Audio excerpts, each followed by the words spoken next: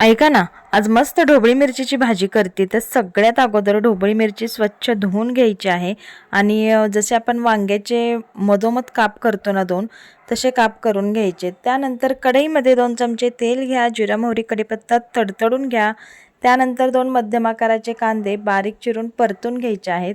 एक मोठा टोमॅटो पिकलेला घ्यायचा आहे, तो सुद्धा बारीक कट करून घ्यायचा आहे आणि तो सुद्धा परतून घ्यायचा आहे. त्यानंतर अख्खी एक लसणाची कांडी सोलून छान टेचून घ्यायची, ती सुद्धा परतून घ्यायची. त्यानंतर हळद, आवडीनुसार लाल तिखट आणि चवीनुसार मीठ घालायचं आहे.